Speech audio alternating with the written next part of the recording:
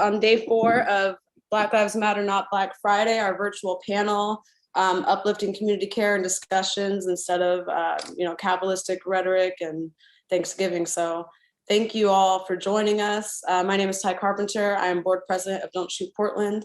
And this is... I'm Teresa Rayford. I'm the founder and director of programming for Don't Shoot Portland. And I'm joined by Robyn and Lucy of War Cry Podcast. I'm so excited and honored to have y'all here with us today. And I'm going to go ahead and let you all take it from here so that you can share the screen and give us a presentation that you've all put together today. And I wanted to start first by saying that today, for us as Black Americans that have been, stolen people, brought to stolen land, that on this, what they call a holiday that celebrates genocide of your people and the land protectors that were in this continent, that is an honor for us today in our revolution and our struggle towards liberation to hold space for you on the stolen land in these places that, we still all have shared trauma in. I'm feeling so honored and thankful that we get to bring the revolution to another generation so that we're not forgotten people. And so thank you for providing us space and for sharing space with us today so that we all can not celebrate thanks, we are thankful for each other, but not for genocide. Thank you. And I would unmute both people. Yeah. All right, so I'll go ahead and let you all share screens. Is everything working on your end, Robyn?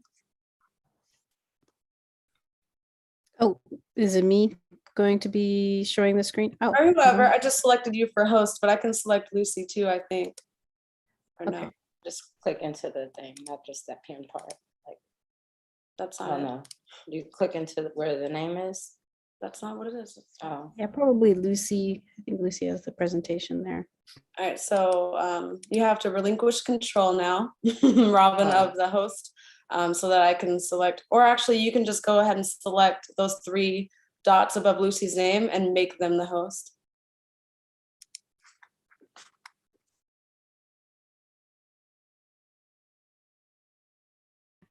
Okay, done. Yeah.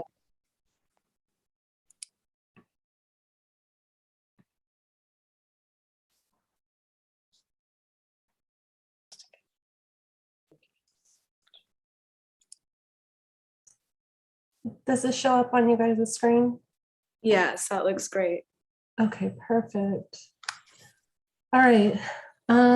So thank you both, Teresa and Ty, for giving us the opportunity to share the space with you as well. I think this is such an exciting opportunity for us as a podcast. And so my name is Lucy Smartlowit. I am a co-host of War Cry Podcast. And I'm also a part of the community outreach for our podcast. And I would like to turn it over to Robyn, and she's gonna introduce herself as well. Nek Pachway, Minaimama Shishkiaitani. So good afternoon, good day, everybody. My name is Robyn Pebeahsy. I am a member of the Yakama Nation. I am also a part, my father was part of the Comanche Nation out of Oklahoma. And I am the producer, editor, and co-host of the War Cry Podcast.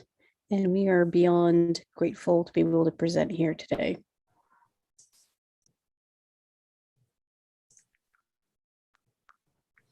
Go ahead. Do you want me to do it?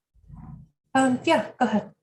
Okay. I just know because I know Lucy's kind of getting over being sick, so I don't want to overextend your voice or anything. So of course there's Lucy and I. We also have 2 other co-hosts. So this is kind of what makes us unique as a podcast, is that we are hosted by 4 Yakama women. We are all enrolled in the Yakama Nation. We all live on or around the Yakama Reservation. We also have a variety of generations. So our elder is Patricia Whitefoot. She is our co-host, and she does a lot of our outreach to MMIW families. She's also an MMIW family member.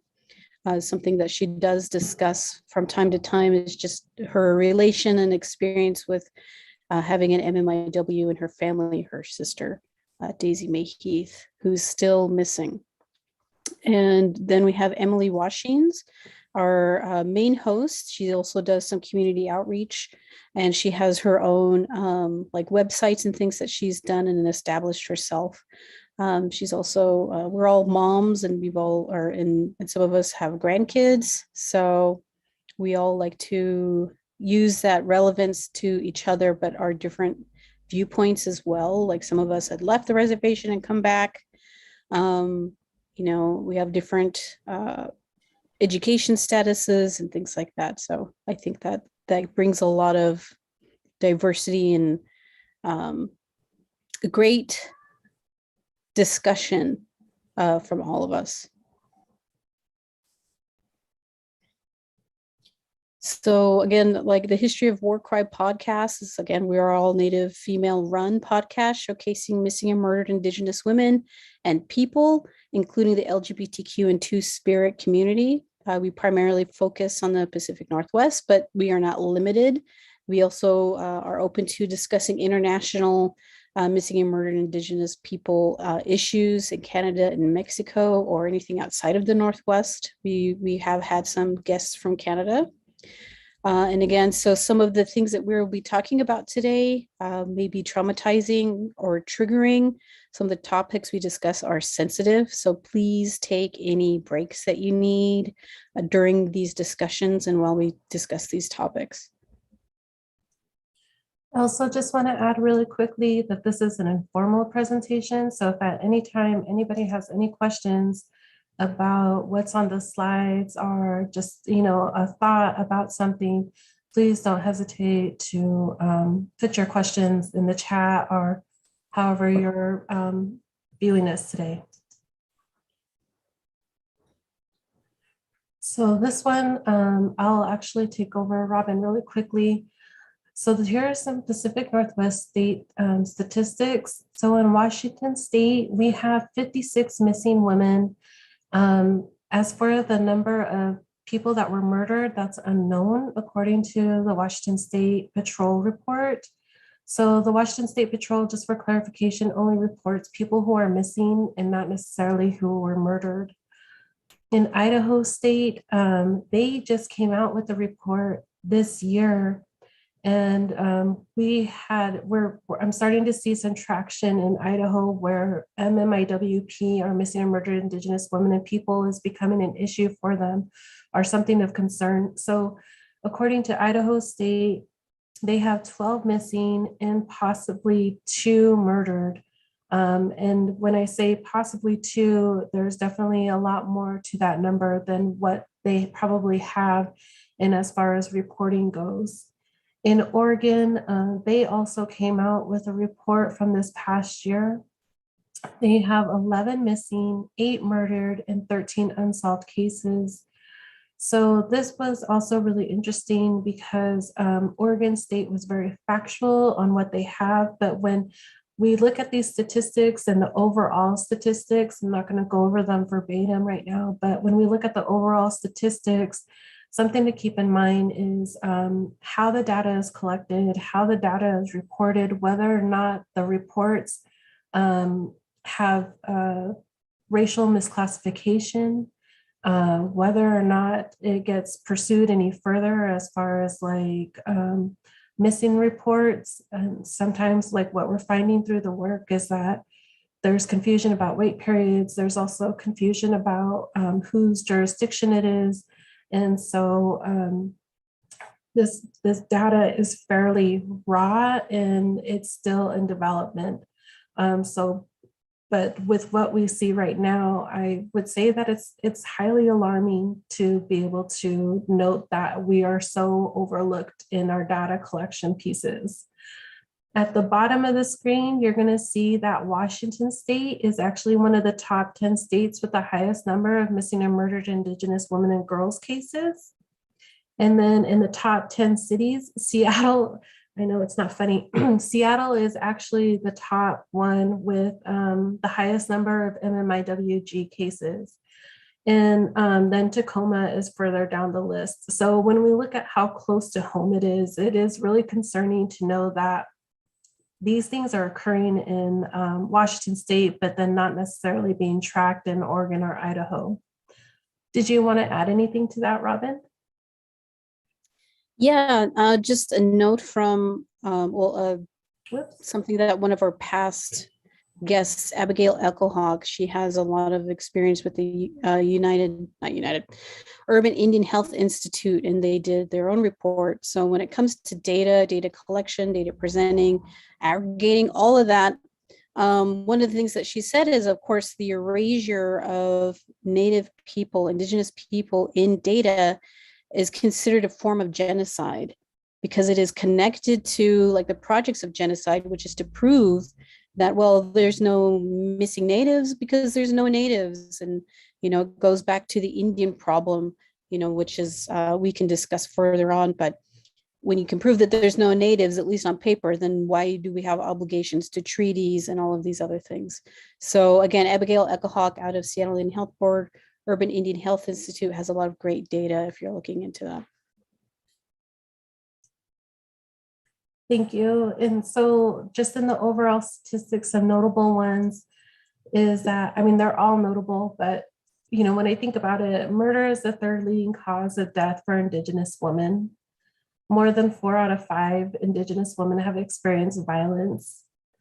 And more than half of the Indigenous women experience sexual violence. And less than half of Indigenous women have been stalked in their lifetime. Indigenous women are 1.7 times more likely than Anglo-American women to experience violence. And they're also 2 times more likely to be raped than Anglo-American white women.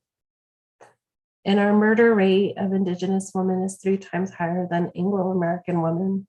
So when I think about those statistics overall, it just makes me wonder, as a community member, as an Indigenous woman myself, why are we not talking about this some more, and why are there not more resources in our community to help address these issues? So specifically on Washington State, we have a really great reporter. Her name is Tammy Ayer, and she reports with the Yakama Herald Republic, and she has a specialized one called The Vanished. So according to our statistics right now, we have missing at least 6 people on the Yakama Nation and at least 34 plus that are murdered. And when I say murdered, that includes men and women. And as you can see here, scrolling through, there's a number of cases that are mysterious deaths, unsolved homicides. Some of them have been closed. And if you look to the right, you're going to see a map of Washington State. So this shows you that the gray area is the ceded area in which our ancestors had signed the treaty to ensure that we would still have rights to fish, hunt, and gather our foods, our traditional foods. However, the pink area is actually the Yakama Reservation, which is 1.3 million acres. So when we think about the lack of resources that we have for ourselves here to be able to patrol that area and to keep an eye out on things, it's kind of like no wonder why crime is taking place here, because it's just so vast and we don't have a lot of resources to go out to patrolling. And then at the bottom right, you'll see another graph that shows 56 missing Native American women statewide. And the peach colored is 36%, which is Yakama County. So we do have one of the highest rates in Washington State overall. Did you want to add anything, Robyn? Just when we get into jurisdiction, as well as the differences between people's statuses in terms of enrolled and not enrolled, that's where a lot of the confusion comes in.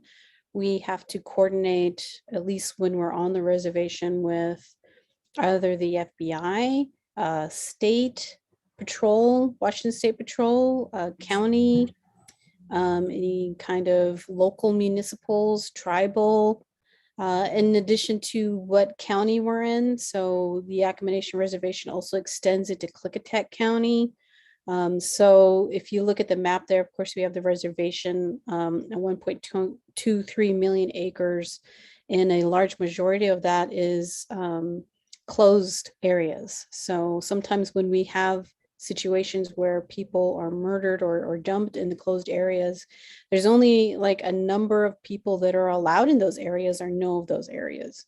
So we always try to keep that in mind. But of course, if it's like somewhere near a reservation border or in a different city, then that just like integrates into the confusion of jurisdiction. So that map is extremely important, not just for MMIW stats and MMIP stats and things like that, but of course, the ceded areas, of course, is where we had a lot of our reach as a tribe, where we migrated.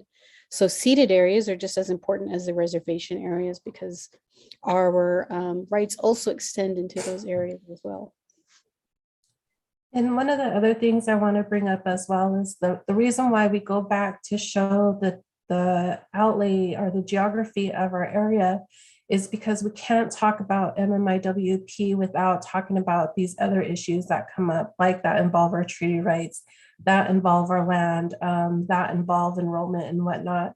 And so I just want to keep that as a reminder that there is the purpose behind everything as far as like what we're discussing in this presentation, because there is so much intersectionality and we have a complex history of trauma. Again, you know, these are the things that we're trying to bring up and present. So there's a little bit, so some of it comes to make more sense, you know, because we have such unique things that we have to deal with at times. And if I could just add, if we wanted a real representation of what our usual and custom lands would look like, it would go into the Oregon area. It would go into Oregon. It would extend into the Portland area, you know, a lot of our traditional lands, because of course, what are we doing? We're visiting family, you know, we're visiting Warm Springs, we're visiting Umatilla, you know, back in those days. Even now we still do. So a lot of this definitely is relevant, especially when we start talking about again, like she said, racial misclassification of Yakamas or Native women, Native men off reservation in large municipals like the city of Seattle, which has happened, or Portland. So, and again, an overview of ongoing issues, like what we talked a little bit about, is the historical trauma piece, the experience of ongoing microaggressions, and then internalized oppression. So microaggressions are, what you're seeing here is, you know, the mascot issues, the costumes that people wear on Halloween, and then other ways is like being called chief or squaw. And then those internalized oppression pieces is something that deals heavily with our identity, like some of those things that we will end up believing that society tells us about ourselves, like maybe we all are, you know, all are drunk, or, you know, we're just worthless type of people and whatnot, you know, or we don't know what we're doing with ourselves. So those are the types of messages that we're internalizing as a people, especially living on the reservation or off the reservation. You know, you just have two sets of different stereotypes that you're dealing with. So historical trauma is a cumulative emotional and psychological wounding over the lifespan and across generations, emanating from massive group trauma experiences. And this was done, this is research that was done by Maria Yellowhorse Braveheart, and she came out with this historical trauma concept in 2003. And so I'll let Robyn speak to the newspaper ad here. Okay, so this ties in, of course, to our previous slide, which had to do with historical trauma. You know, our trauma that we've been through, our historical trauma, our familial trauma, ties into our low self-esteem. And those things actually contribute and reinforce predatory, you know, victimization from not only just capitalism, the United States and the government, but from real predators, which is why we're having this discussion, which is about missing and murdered Indigenous women and men and people. So when it comes to, so this is an article, I want to say it was like 1910 or earlier, 1910. Dusky maidens are in demand. So Toppenish, which is where I'm right now, half-breed brings white husband 50,000. So, this was in a local newspaper. What it is about is almost like an ad telling white men who are new to settling in the United States, trying to get through like the Dawes Act or get through trying to get what they call the American dream, is how can you like reinforce that? How can you get a good deal on land? One of the biggest thing is find yourself a Yakama woman. Find a woman. You don't have to treat her good. You don't have to take care of her. But, if you have kids with her and if you marry her, regardless of what you do with her, you're entitled to her land. You're entitled to her assets. Your children, the children you have together. It'll give you your legacy or whatever it is you're seeking for. And so that's what was encouraged as in the newspaper, which is like, go find yourself a Yakama. And what it does is it gives an example. This man got himself a Yakama woman, and she's, I forgot what they kind of made her look like a floozy. Essentially, that's kind of how they talked about her. Like she was like or like to their standards, their Puritan standards or whatever. So she was like this chick that they could just go out with and just like take advantage of and take all of her resources. And it's all yours. You don't have to treat her good, let her go at the end or whatever you do with her, abuse her, whatever it is. So essentially it's just reinforcing and encouraging white men to take advantage of Native women, because while they as a person have less value, their connections, their treaty rights and what their rights are as a citizen in the Yakama Nation benefits you to marry her. So that's, if that's not just already just kind of like making you mad, we'll keep going. So that's the beginning, which is the important part, which is where it starts. Well, I also want to briefly touch on the half-breed. Half-breed is still a term that is used in our community by various generations. And so for a long time, I really thought, okay, I'm a half-breed because I'm also part Mexican and Yakama. And so when I think about what does that really mean? And then when we refer to like animals, that are half-breed, this just goes to show you how mainstream or the dominant society at that time was just classifying us and dehumanizing us to the point on the level of identifying us with animals.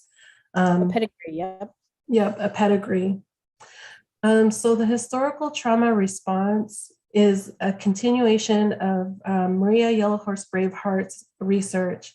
So she identifies the historical trauma response in various ways. It's a constellation of features and reaction to the trauma, to that collective trauma that we've experienced, which may include substance abuse, other self-destructive behavior, suicidal thoughts and gestures, depression, anxiety, low self-esteem, anger, and difficulty recognizing and expressing emotions.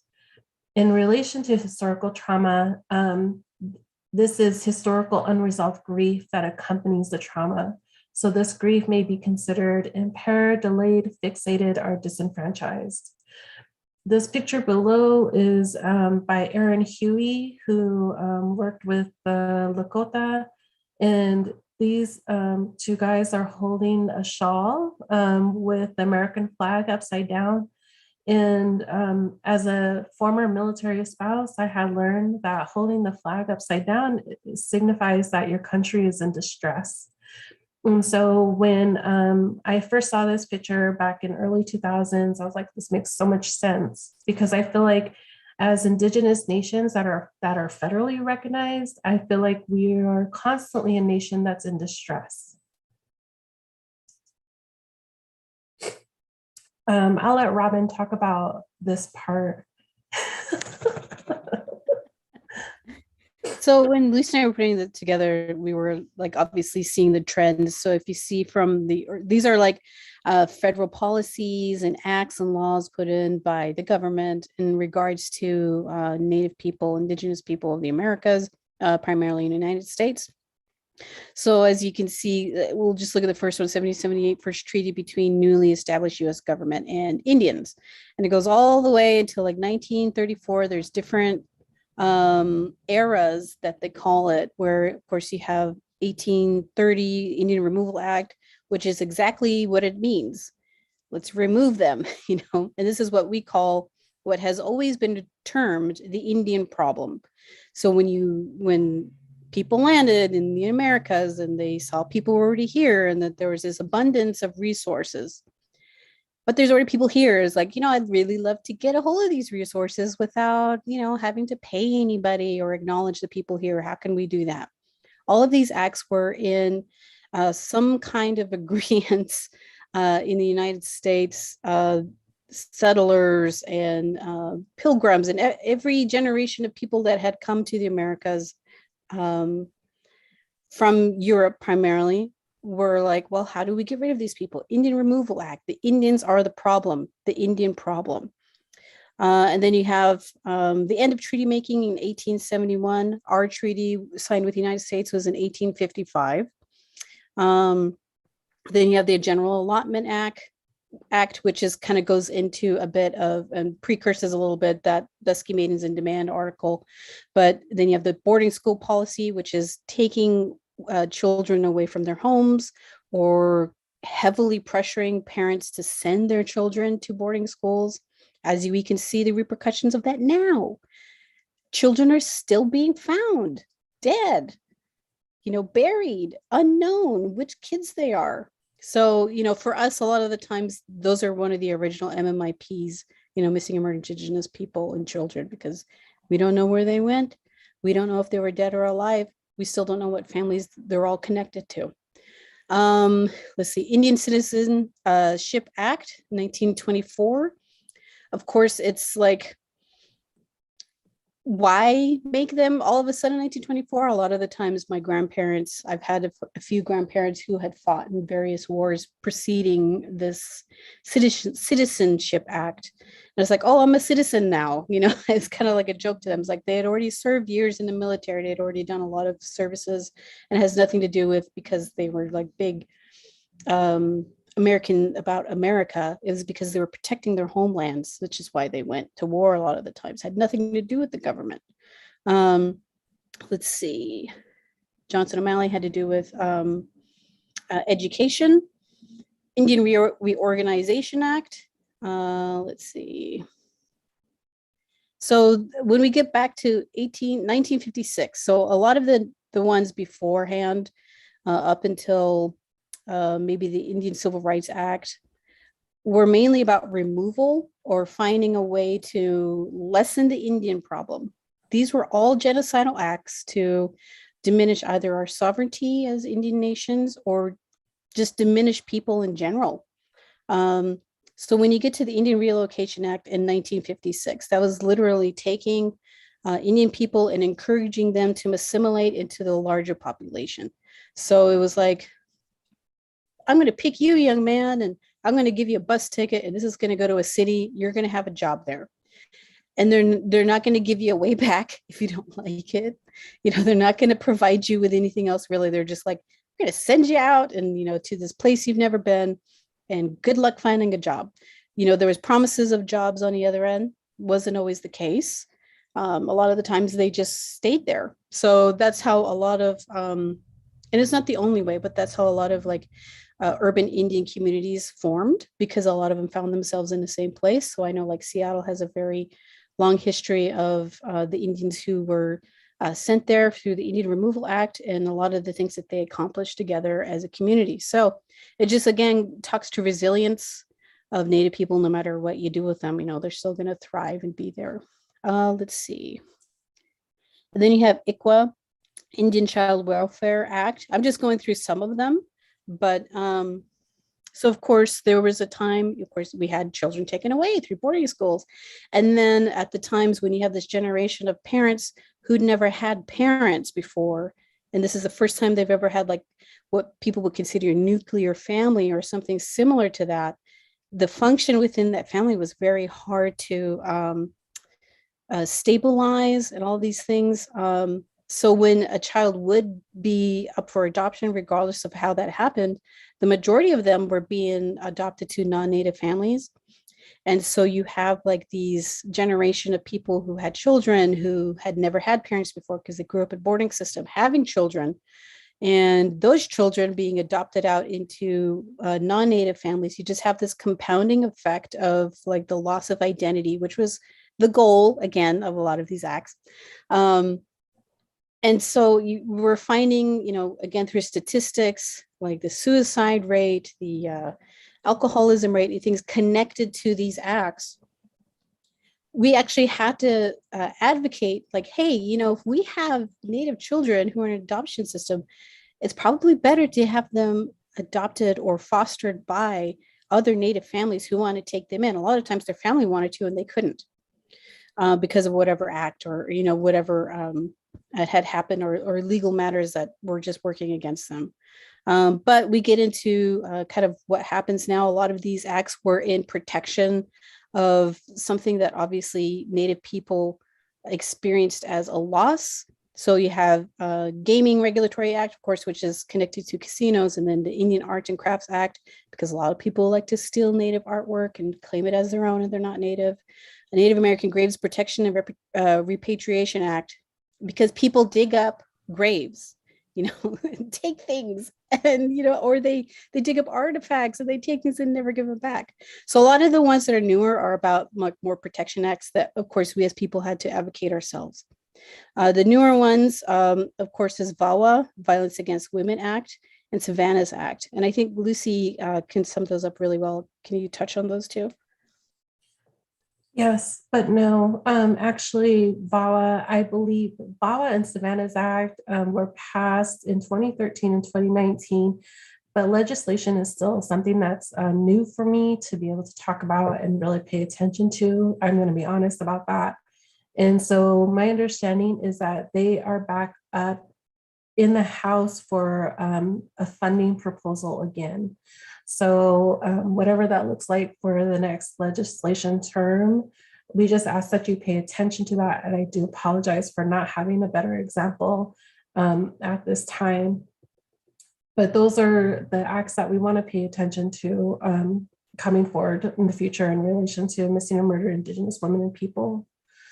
On the left, I just want to point out really quickly, this is an old picture. I don't have a date, but it's a picture of somebody from the US Army that is standing on buffalo skulls. So when Robyn was talking about the goal to eliminate us as a people, the US Army had actually made a directive to kill the buffalo, because if you can't get rid of the Indian, you get rid of their food source. And then as you see on the top, the Indian land for sale, just how they advertised our land. Even though we fought for it, they were still turning around and selling it. And I also want to add to the Indian Child Welfare Act, even though this was done in 1978, we are still the largest population that's overrepresented in the social welfare system. Our children are still being taken and removed from the homes, and it's done under, you know, social welfare or social workers.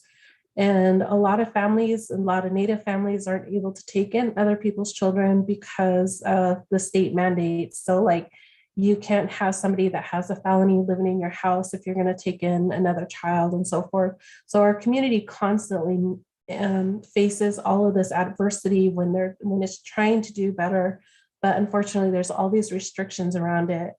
Which leads me to the Indian Gaming Regulatory Act. A lot of people have stereotypes about casinos and whatnot, but just to put it out there, our Native American tribes that have any type of casino, we are the most highly regulated population overall. We have to be regulated by the National Indian Gaming Commission, also by the state, whatever state gaming commission has, and then we are regulated by our own federal agency. So we do have a gaming commission that's appointed by the tribe itself. And lastly, what I do want to point out too is that in 1978, we were allowed to practice our religious freedom. We were given religious freedom, and that was only 42, 43 years ago.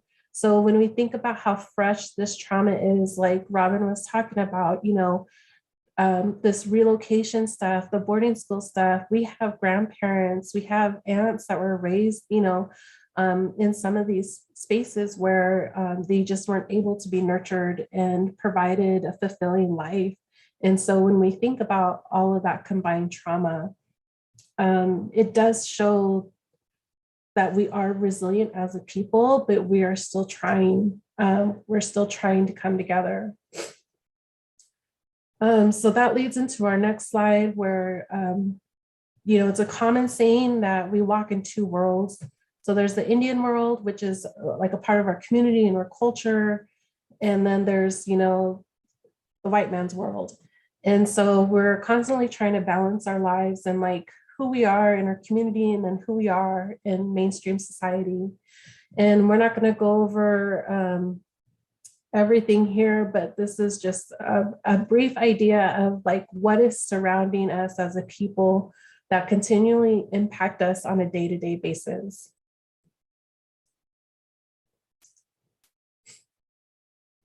Robyn, would you like to take over this part? Sure. So these are some of stills that we've had talking to families. So we feel extremely privileged that families would share their stories with us because they don't have to, and we don't want to make anybody do it because it's hard. So the first there on the left is with George Lee. So his mother was, it's still kind of under contention if she was either murdered or as an accident, but essentially she was sleeping under a Seattle bridge and somebody just started shooting people who were sleeping under the bridge. And so for George, he's shared his story with us about who his mother was and how she liked to travel and how she laughed and things like that, because a lot of the times we don't want to share just the story of here's another example of an MMIW, but that they're people and that they're being gone from their family still affects their family. So George Lee was very kind enough, and he was actually one of our first family members to speak with us. So we're always really grateful that he kind of opened the door to trust us to be able to tell that story and to show pictures of his mother, Sandra Lee Smiskin. On the right hand, we have Liz Hildebrand and her son Josiah. So her son and his friend were coming up from California to go to a concert in the Gorge here in Eastern Washington. And on the way, they were murdered by some local Yakama members. And so it was hard because, you know, Liz is an advocate for the Native American community in terms of like she's just so kind that, you know, she had never really, I mean, at least to us, she could have been mad at all Native people if she wanted to be. She could just say, you know, I hate all Native people. They murdered my son. She had a big heart, and she was able to open up about to us to their connections to their heritage, as well as just who Josiah was as a person and how he's still a big part of her life. And I think one of the biggest things that she had shared is that grief is, you know, has different stages. So we had people who we talked to who have grief for those who are missing, you know, because her son was missing at a point. They didn't know where he was. And then when he was found, the grief changes to someone who was murdered, you know, which is different than just losing somebody due to old age or losing somebody because of an accident. You know, she was so kind and to be able to tell us those steps. And it wasn't about the case, you know, it was about her journey through her grief, and it was about her journey and how to be able to love her son, you know, through all the grief, as well as her journey to bring justice. Unfortunately, those who were known to be convicted for killing Josiah had not been convicted for him, but for other incidences. So it's, that could be another journey of grief for her as well, which is like not getting the court version of justice, even though that they are in jail, they are being prosecuted, but not for her son. These two, let's see. So on the left is actually very related, not necessarily related to me, but their family is connected to my family. Alfreda Peters, we actually see her at a lot of advocate meetings and things like that when it comes to MMIW on the reservation. This is her brother, Anthony or Tony. And, he was a well-known fixture in our community. He was very funny. He liked to laugh. He liked to tease. He liked to, go out with his friends. And, at some point, he left somewhere. He could have gone to Yakima. No one really knows where he left. He left with some friends and he hadn't been heard of. And this was well over 7 years ago. And Alfreda had brought this story to us for one to talk about what he was like as her little brother and how she felt a little, she needed more encouragement to come out to the MMIW marches. So for us also as a group, we want to encourage, we have a lot of men missing on our reservation. And so she, we're always encouraging her to come out and speak about her experience as well as advocate for finding her brother. She's always saying, I know there are people who are out there who know what happened. Please talk to the police. Please talk to, well, when she says police, she means tribal police. Talk to tribal police, talk to me, talk to people so that we can find out where he is. So this is an ongoing case. And then on the right, we have Carolyn De Ford. So she is on the west side of Washington. And she has had her mother missing since, I want to say she was a younger lady. I can't remember how many years it's been, but I believe her name is Leona. Yep, Leona Kinsey.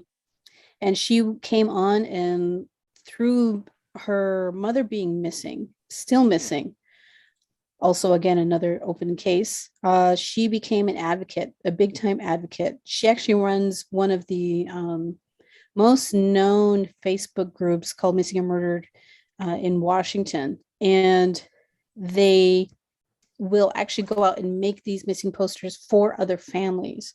So she acknowledged that it's hard to know where to start when you have this happen and you don't think it's going to happen. But when we look at statistics, unfortunately, it happens quite often. So she goes out and she helps families. This is where you start. This is who you talk to. This is when the FBI gets involved. This is how you handle it.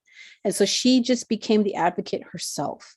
And she also had her tribe adopt a lot of these practices that help with MMIW, which, tribes don't have to do any of these things or have any of these plans in place. So she was the advocate within her tribe to bring that forward.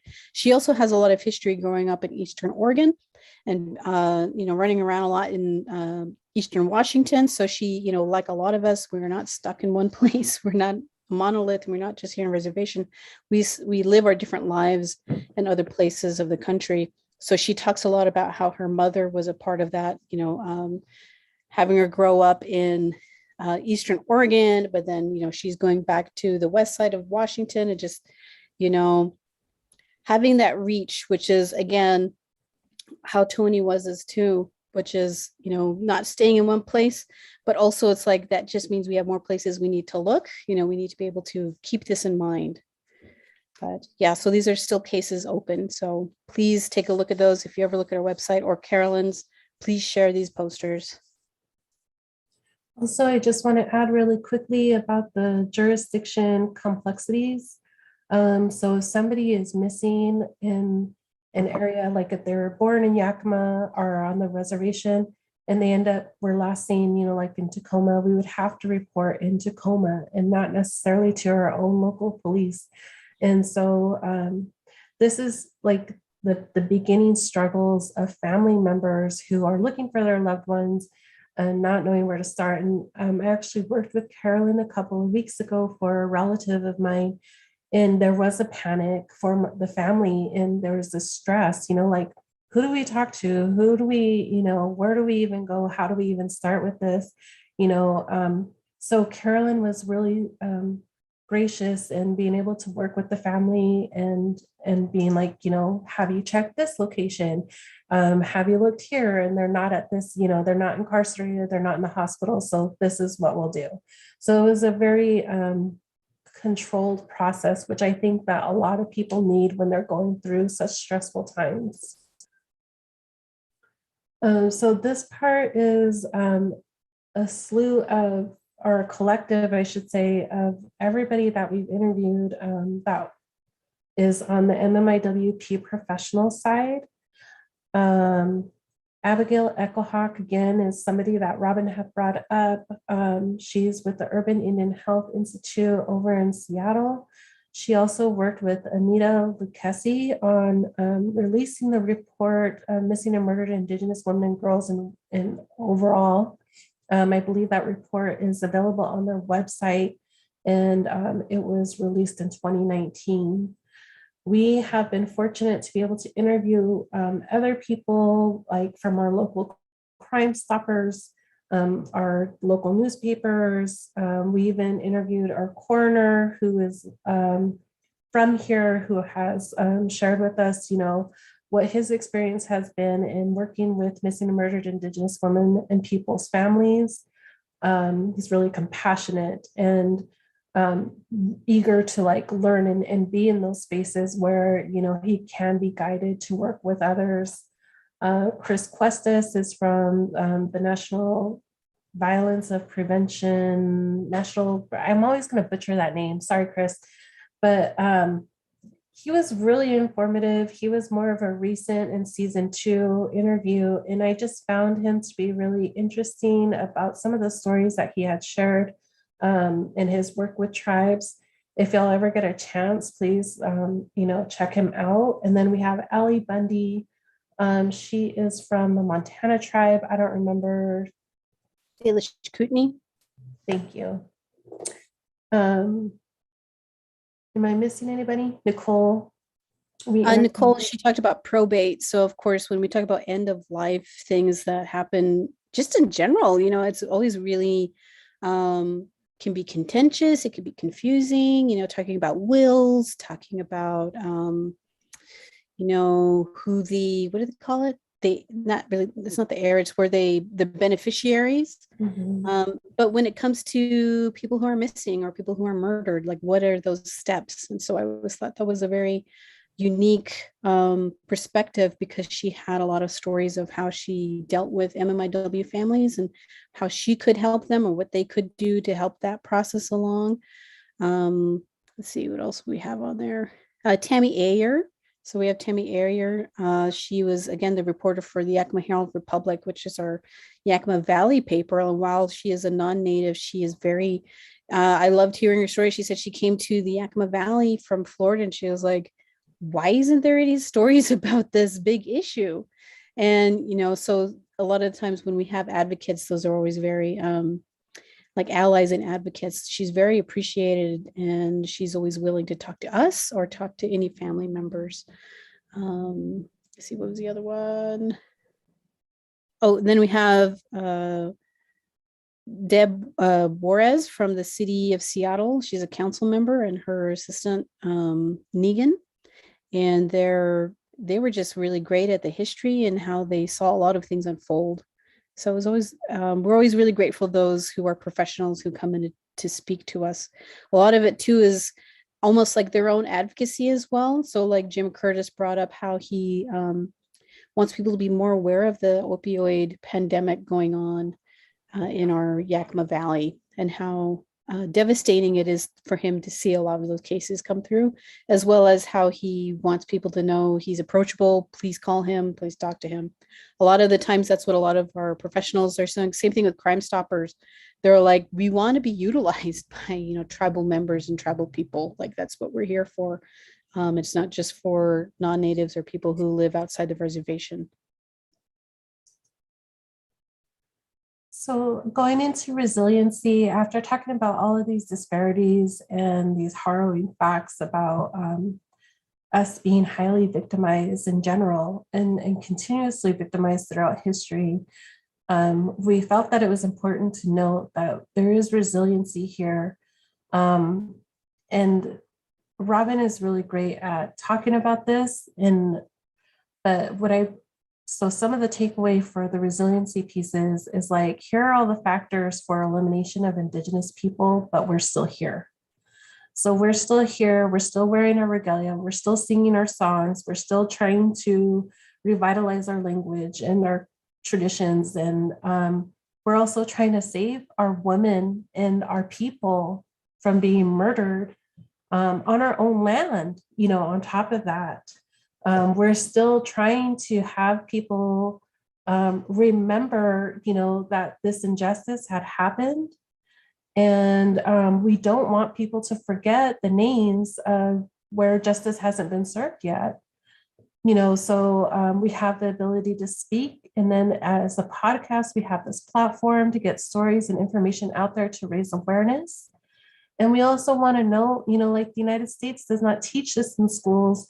There's education that's barely coming out now through the Office of Native Education, where they're providing this information to instructors like, oh, this is the long-term historical trauma that has happened to Indigenous people. Let's sum it up in a matter of like 4 to 5 slides, which, you can't even really give an overall view of the impact of what that even means when they're working with Indigenous students in the school systems. I also say resiliency is also this call to action of decolonization. So of course, today being recognized as a holiday for Thanksgiving, there's a lot of articles and whatnot out there, this call to either decolonize or to not celebrate it. The act of resiliency itself is just the call for decolonizing, like being aware of what holidays are being celebrated, why they're being celebrated, and at what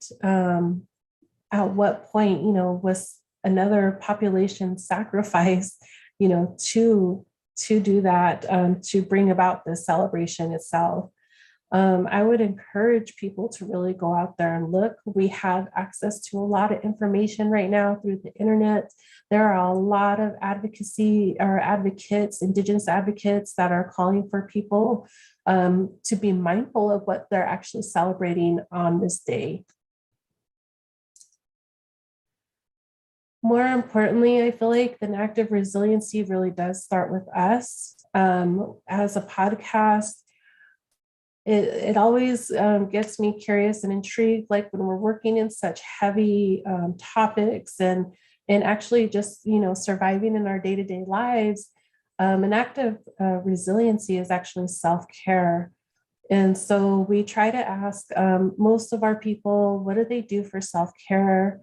We don't go into some of these questions, but because, and again, it's such heavy issues, like we also want to talk about like our own need for self-care and the importance of that, because we need to be able to take care of ourselves as people to be able to continue to do this work. And so what does that look like, for the other people that are involved? And we also want to be able to show like, hey, everybody's human, even though they're doing this really great work out here in advocacy and whatnot, they're still human. So it doesn't hurt to like check in with them and see, how are they feeling? Do they need anything? Is there anything, that would help them with their self-care process? Would you like to take on this one, Robyn?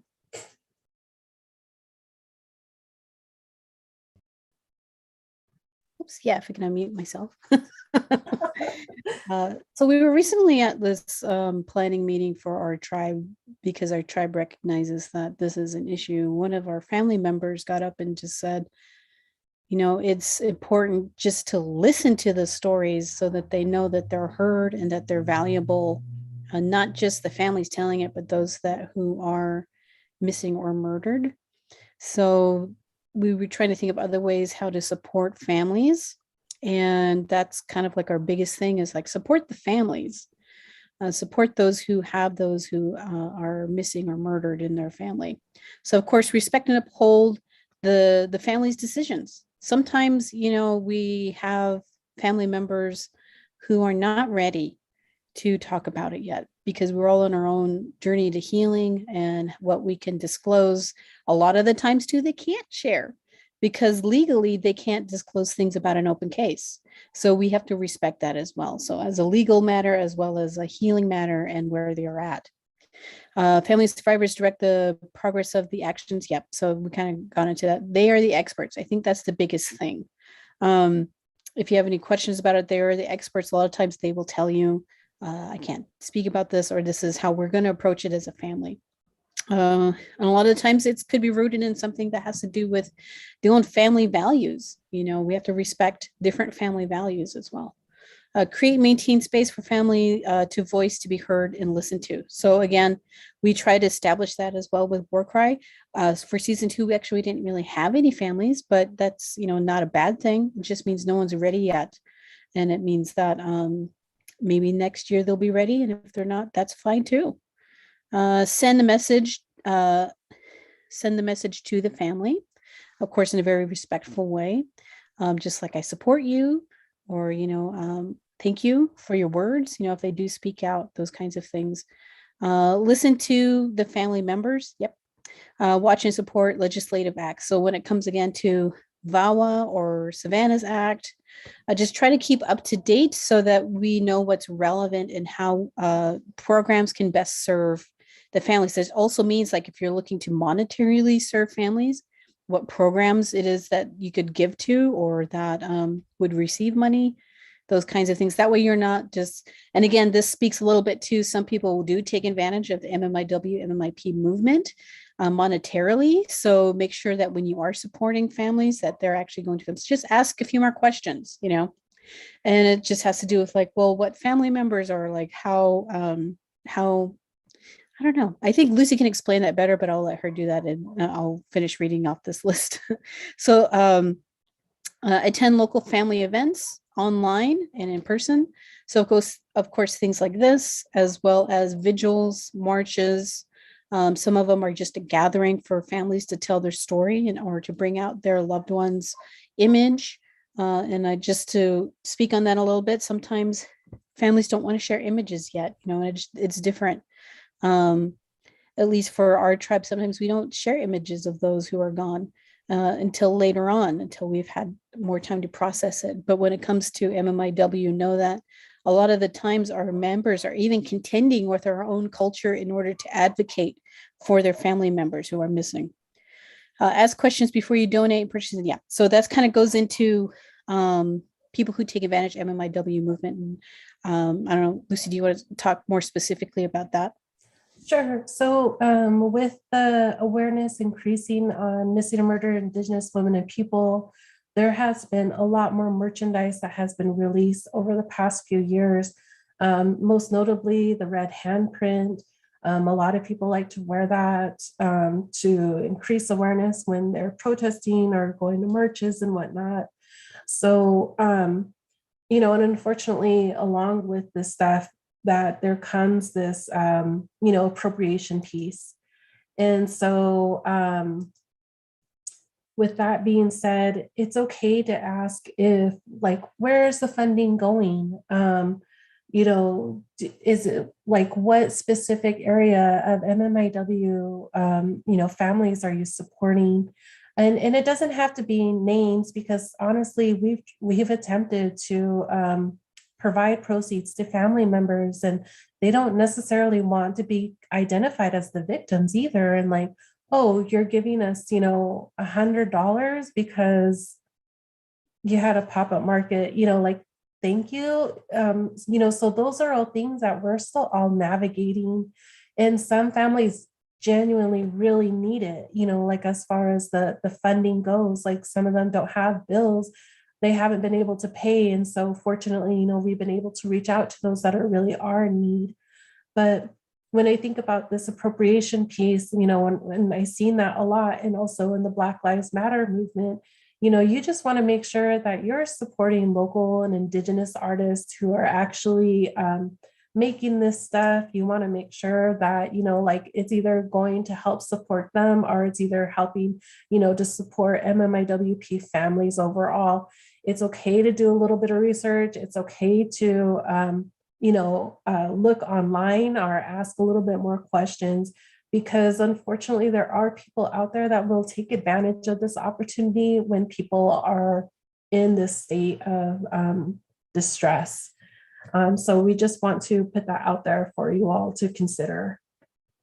Right. And so when we talk about like families needing funding at times, the families that we know of that have vigils or things like that, even like helping with cost of printing, there are free ways you can help them, like sharing the flyer, sharing, things on your network, your social network, sharing the missing posters, those kinds of things, as well as advocating for those legislative acts to pass through or to be noticed, and so that people are more aware of them.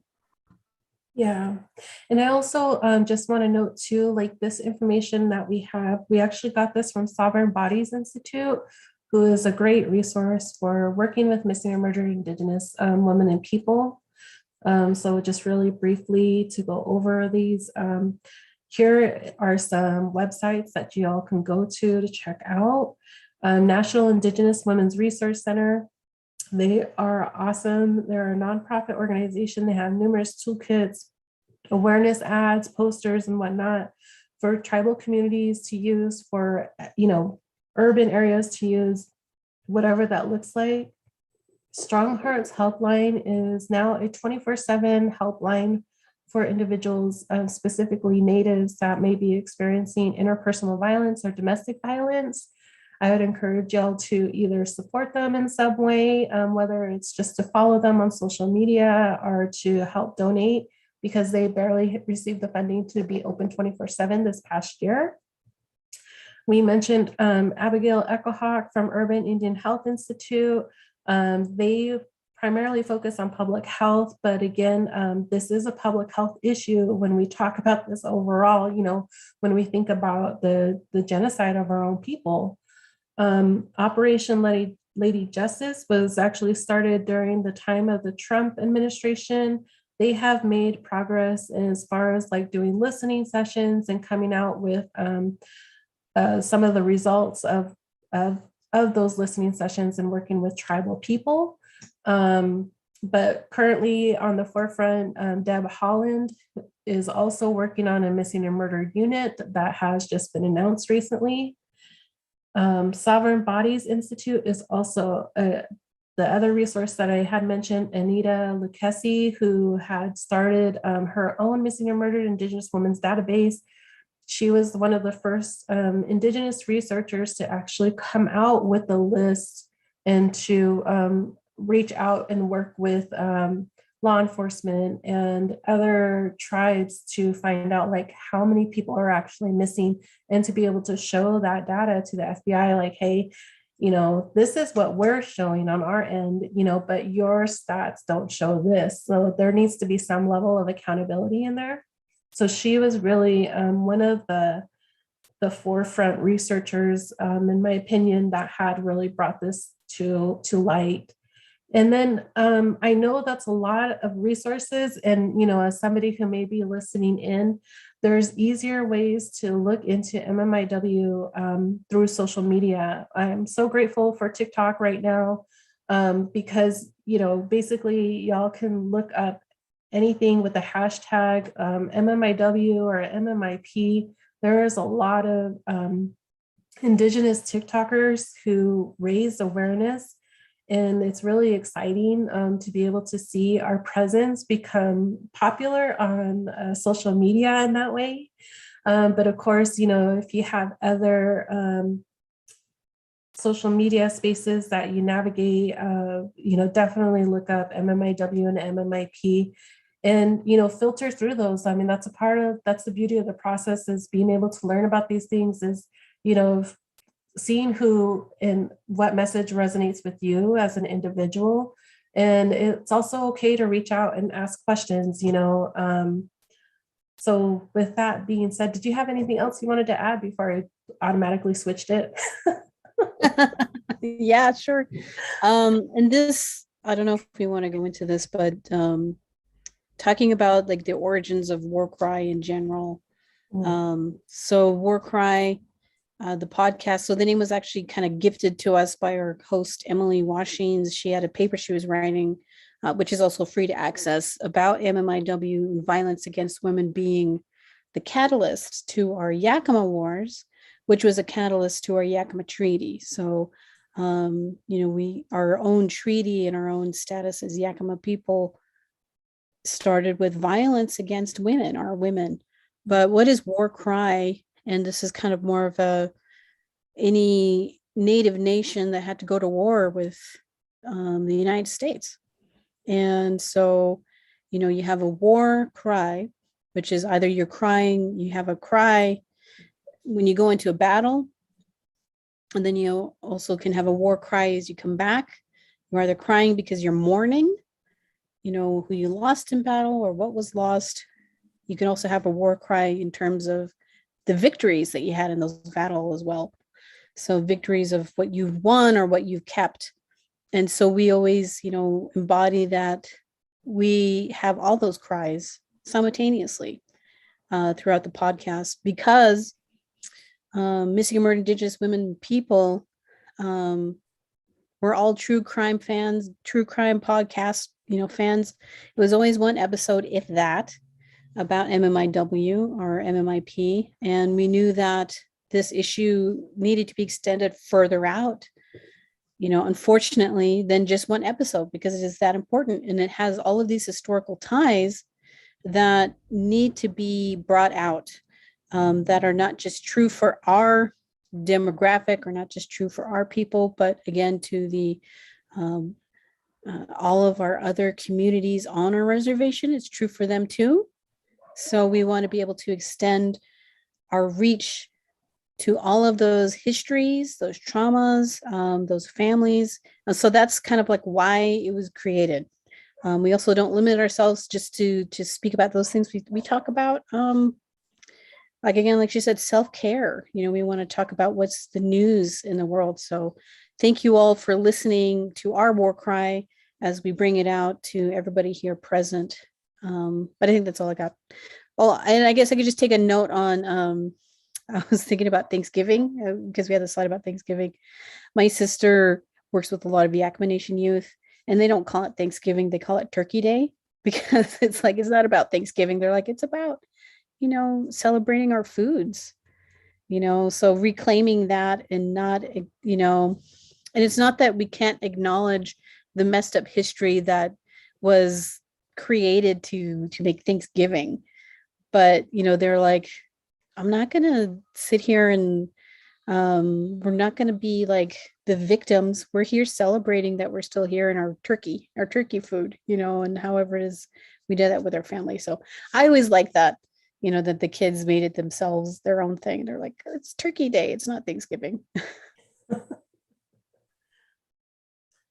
So if there's questions, feel free to ask us. You can also, like, I know that's a lot of information to compound in this brief amount of time. But you can also reach us on social media. We're on Facebook, we're on Instagram, we're on Twitter. We're not on TikTok, but you can reach us on Gmail. And also, if you're interested in supporting us, that would be awesome. But there's other ways you can support us too, besides monetarily. We just basically do this out of our own, we just came forth as our own community members to come and talk about this issue that we felt was so important. And we wanted to do it at a different platform, aside from just reading about it in the papers and whatnot. So with that being said, Teresa, did you have any, and do either of you guys have any feedback, comments? Oh my goodness. I just want to say that was a very well thought out presentation. And I think it's been our best program this whole week. because there was so much information shared in such a clear format. And I'm proud again to be able to have this platform today.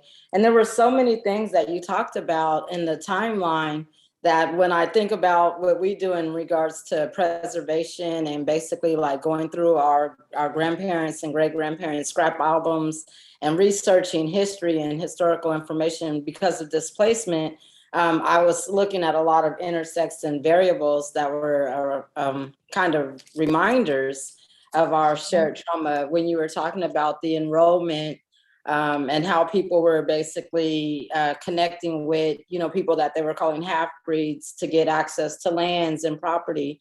I was thinking about when my grandmother used to talk to us about how people could pay to become an Indian in order to receive the opportunities that were made available by the state and the federal government, and then how they would deny our involvement in that legacy or as family members. And my family is from Natchez, Mississippi. And so there was a lot, that was happening because they were actively involved in their struggle for liberation outside of slavery because of, the emancipation and everything else. But then, the Dusky Maidens, all of that stuff, I was like, oh my goodness, because there's so much shared history and space in that circumstance where we were not considered humans. And so it was proprietary to exploit the resources, the land, the property, the culture. And so I'm glad that you're telling that story because I had mentioned the other day that I'm always documenting everything because I want to be able to share these stories in different formats so that people can receive them. But I remember at one time, people, 2-3 years ago were just saying, why do we keep talking about the past? Why don't we move to the future? And these were young people. These were people that were just a couple of years younger than me. And I was like, if we don't talk about the past, if we don't learn more about it, if we don't use today's systems of information access to compound this information and develop a way for us to share it with our children, then we become invisible people, then we're lost, then it's all for nothing. And I don't believe that the struggle that our ancestors went through in order to remain human through all the atrocity where they could have created what they say they are fearful of us as if we're the ones lynching people and committing genocide, but we never became those people. Even in our defense against that violence, we never became the monster that America or that the settlers would want us to represent. And I think that's because we've been able to have that shared story because someone told us who we were and we had so much value in that and we're able to love ourselves through all of this. And so thank you so much for the work that you're doing. You gave so many insights on how people can become involved in their different areas. You gave us insight on how to treat families and organizing. And one of the things that's a shared that I wrote down was when you were talking about sharing images and sharing, funding opportunities. Our organization is the same way. Unless somebody connects us with that family, or unless it's like a really high profile situation, we won't be the first ones to share those images of that family or to seek a GoFundMe. We never overstep. It's always when someone contacts us and says, hey, will you help us? I'm always looking at things and I feel like, oh, wow, that's unfortunate. And I don't want to reach out to the families because I know how it is. I've had to deal with it as a person, which led me to activism. But when they do contact us, we always know that that's going to happen and we're prepared for that, but we never overstep. And I'm glad that you had that information in your presentation, because I think that once we pick up those ethical values, that it lowers the value of exploitation. I think when people see that happen without permission from the family or without consideration of the family, that they will be shut down and they can no longer exploit. We have to marginalize those type of actions. Yes, I agree. And the last thing we need is actually for us to come across, and I say us as advocates, to perpetrate against our own people and re-victimize, that whole situation over and over again. I feel like that's kind of the colonizer agenda, if I may say, and that's what repeatedly happens. And I also think, just like going along with what you had shared, with young people not wanting to necessarily look at the past, I also feel like that is a part of this colonization process. Like, let's forget what happened back then. This is what's matter, what's important right now. But the reality of those situations is those behaviors and those actions still continue to be perpetrated through generations.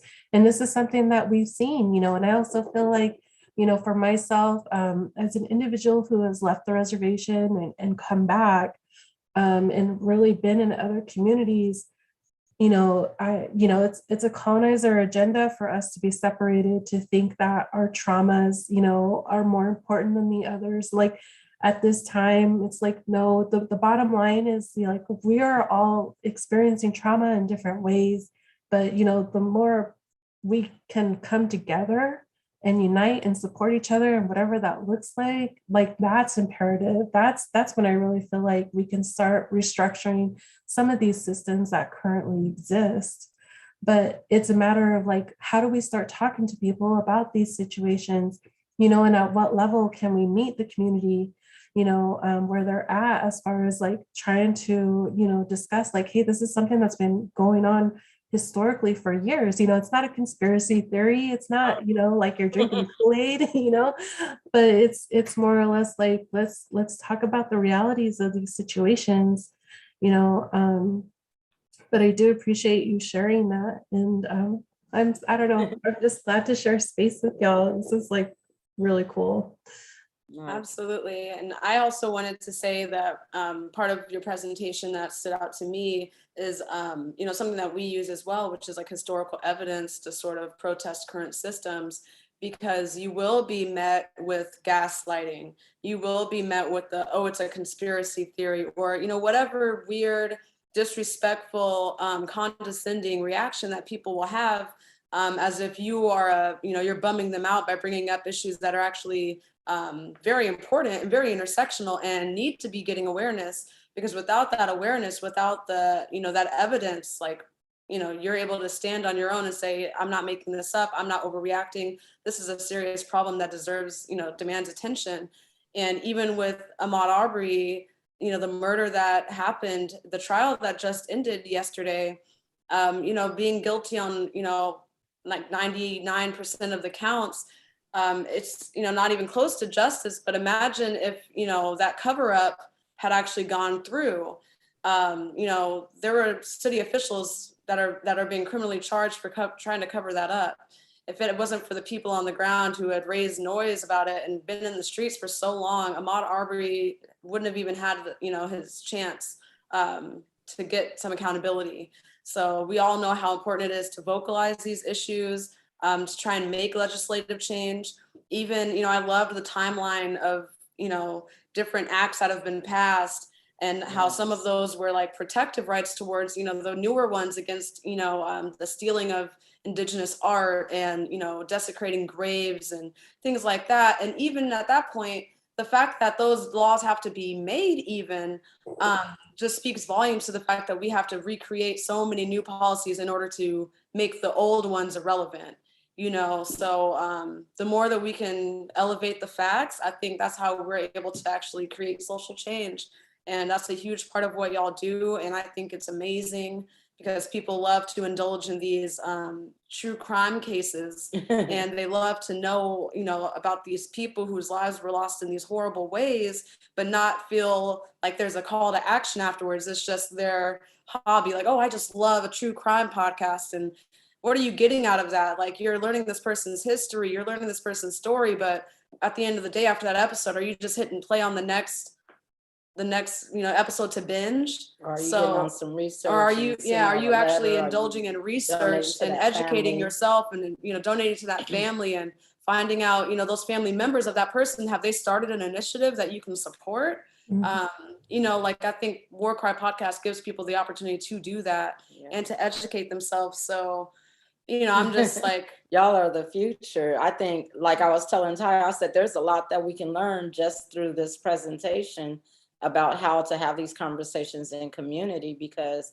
people need to be acknowledged. I love how the screen shares had all of the different faces of all the different people that you support, not just empty people with just names, you know, like we start getting used to carrying the names and using hashtags, but sometimes we need to add that face and the family that love them behind that, not just the lawyer or the court system or the symbolic justice, you know, solidarity fist or whatever. We need the people to still exist in our hearts while we're staying in solidarity to advocate, because that's what stops the interference, because there is a lot of distraction in this work because it's hard work.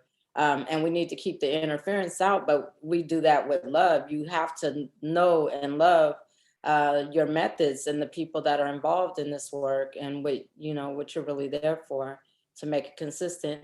I was going to say one of the other things that I liked is that when you were talking about reclaiming Turkey Day, it reminded me of my grandmother. You know, like she grew up in the South and then she moved to Portland from Louisiana, from Tallulah, Louisiana.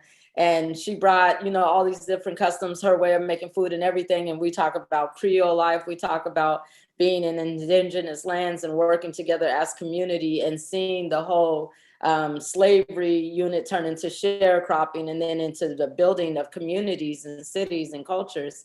And I remember she never used the word Thanksgiving. She always used to be like Turkey Day, Turkey Day, Turkey Day. And so when you said that the children are reclaiming that, what I've learned with this new generation, with your generation, is that it feels like there's so much spirit of our ancestors in us right now. And it's a variable and you can feel it evolving into a powerful action. Instead of us just witnessing and being able to witness and document, now the documented witnessing without us even doing the work is showing up in these children. Like they're motivated, they're inspired. It's like they're already filled with the inspiration. And when they say things like Turkey Day, and we catch on to that, it like as soon as you said that, I was like, dang, I just told my brother because he called me and was like, what's going on, sis? And I was like, man, we don't do the thing. We don't celebrate that genocide. But when you said Turkey Day and being able to celebrate and to honor our foods and our cultures and spend time with our family, that is the same as what we do when we're reclaiming, when we're talking about let's reclaim the dream, let's reclaim our communities, let's reclaim ourselves and our time. The children can teach us a lot. And I'm thankful that you're putting so much forth for them to connect to, so that as they are teaching us, they also have guidance from our ancestors and from the current generation. We need intergenerational teaching. So thank you just so much for everything. I'm long-winded. What I love about that is the complexity of just living, like Lucy said, in two worlds. I feel like Native people will find any reason to celebrate, even if it seems like it doesn't make sense to others. It's like we celebrate our treaty days. Like, hey, we got a reason to celebrate, but we always find a spin and a way to reclaim it, like you said. I think I even saw a power once for Columbus Day, and it's just kind of like, it's like, well, for one, we have the day off. This is before Indigenous Peoples Day. Like, for one, we have the day off. Let's celebrate somehow, sure, whatever we'll call it Columbus Day, but it's not even about that. It wasn't even about Columbus Day. It was about having a time that you can spend with people. And it was regardless of whatever we call it. It's like, hey, we just want any reason to come together and celebrate. We don't care if we would, call it like, I don't know, anything that has to do with some weird Americanized version of a holiday. We're like, we don't care. We got the day off. We're going to find a reason to celebrate, So I always like that complexity of it. But I also want to thank you again for talking about the importance of history, because there was a line in a movie that I like. They're talking about FBI, people coming to the reservation. They're just the second coming of the same old cavalry. Yeah. We need to be able to recognize that because we are not going to be taught this in school ever. Yeah, and there's a reason, because it goes against the structure of what the United States has as their story that they want to create, which, like Ty said, is based on gaslighting, erasure, straight up lies, about history. And I really appreciate, I was talking to you the other day, Ty, about you and your family's archiving of just your own stories, because I feel like a lot of communities, that's the way to fight back against the gaslighting, erasure, and lies that are never going to be told or acknowledged in our educational system. And that's also so that we don't forget And a lot of the reason why do they want us to forget? It's so that it eliminates the need for apologizing or for atonement, or accountability is the biggest thing. And when we archive things ourselves, our history, our family's history, our people's history, at least to the reclamation, our literal reclaiming of what is ours, and because that's a part of our purpose, I feel like, as a people, which is to serve our people. And if we don't remember, if we I know it's not fun to remember, it's not always fun to learn about these hard things, but we need to. And again, also just to talk back when you're talking about the podcast, because we talked about why we needed it. It's not just one episode, but also we're one of the only podcasts that's actually run by 4 women, Indigenous Native women. The majority of them, especially true crime, is white women and white men telling all of these stories. And once in a while, they'd have an episode about Indigenous people either in Mexico, Canada, or the United States. So it's just kind of like we needed to, start a change in that. And so I'm really thankful for my co-hosts and the team to come together to be able to visit these hard things every other week, if not every week. We talk every week, so it's just like be able to continuously talk about that and our experiences and how it shaped us through each guest. So, but again, thank you guys so much for letting us be on here and just kind of wax on forever about what we know and what we like to talk about.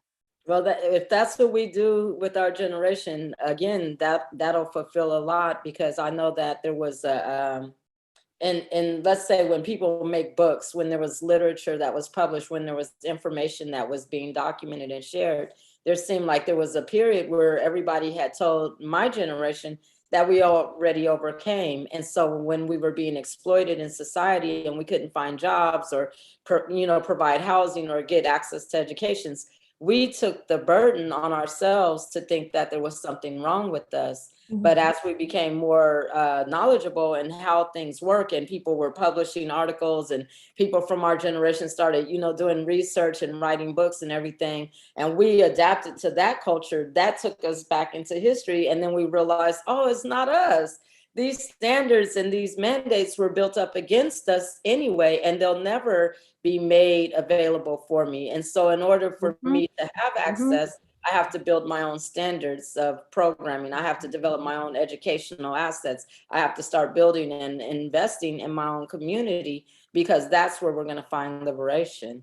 And, the fact that we're all uniting right now, that's going to build a builder resolve for us to continue this work, because our children are proud of it. I'm watching on social media a whole generation hold accountable through access to information, these state systems, and they're going to grow up and they're going to be able to be the leaders that we've all been waiting for. And so it's exciting. I'm just thankful. Ty's like hitting me like, Well, that was another tactic too, which is divide and conquer all the communities, all the people that were either forced to be here or forcing them out. Divide and conquer so that nobody works together, nobody could see their big plan, which we all knew. Yeah. But let's all come together. I love that. Well, we're on it now and we're calling it out. And I'm so thankful again to be with y'all today. I know that someone had put a message, a statement, not so much a question, in YouTube, and I was gonna let Ty read that so that we can go out. But is there anything else that you would like for the viewers to know? I know Ty sent out a newsletter, and we'll be sharing this in an edited form as well. But is there anything else that you wanted to share? I just want to put out there to a reminder, like what Robyn was saying, we do meet weekly and we talk about this. And, for some of our co-hosts, this is a life that they live on a daily basis, regardless of, how much education that they went through. She's still learning about this process of what it means to be a relative or to have a loved one that's still missing. I also just want to note that, our communities are small. And, speaking from a rural reservation, we know of each other. And so it's likely that we have relatives that are missing, or we have relatives that are the perpetrators, and and that's, just the unfortunate situation at times. And it's also, non-natives that are perpetrators of us. So really it's kind of like, where do we even, how do we exist in a safe space overall, to just be? We also have various reasons as to why we decided to start this podcast, aside from the humanizing of our people, of our missing and murdered Indigenous women. We all have personal reasons why. And, and I just want to put that out there because I don't want us to ever lose sight of that, the importance of why we originally started. And also, the importance of self-care. I really do believe that is an act of resiliency that we have, an act of decolonization in general, because if we don't take care of ourselves, then who's going to be there to do the work next? Exactly. And on top of that, that's what I feel like is overall on the agenda, you don't take care of yourself, you're just going to end up in there, the disparity and, that's okay type of thing. So you get brushed under the rug. But I just want to, put that out there. There's still a lot of things for us to have to address, especially amongst cross-culturally, and this acknowledgement of Black Indigenous people, and having that and that's a whole another conversation, to approach. But I just want to say that, just to put those things out there, like we're aware of these conversations that are happening. We're not the answer all, to everything either. But if there's corrections or questions later, please don't hesitate to reach out. I feel like one of the best things are to our advantage is that, we are community people, and, we're more than willing to have those conversations. And I really want to know what the name of your guys' dog is behind you. That's my dog. Her name is Marley. Okay, tell Marley I said hi.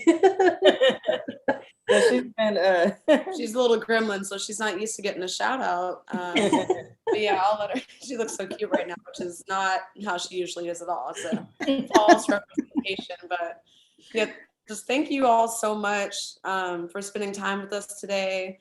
Like Teresa said, that presentation, we're going to go through it a couple more times today, and also put on the podcast to, make this a day of educating ourselves and passing it on. So thank you all so much. Yes, and I was going to say, hopefully this won't be the first time we get together, because like you said, those different points of view that we have as a shared history, it'd be great to use our joint platforms to bring those issues up again. It doesn't have to be on Turkey Day where we're all, trying to educate people that might not understand what's happened in this country to bring forth such a day. But it would be great for us to do this like during our spring breakout, during our Juneteenth, just make a whole year of theme related, organizing activist unity work, because we've been through so much and people are right now centering themselves on what can I do? How do I become involved? And I think the more that we have these dialogues and discussions, there will be more involvement, because it's not practical for us to have to do it for the rest of our lives without building a legacy of educated community members that are committed to social change. So thank you so much, and have an amazing Turkey Day.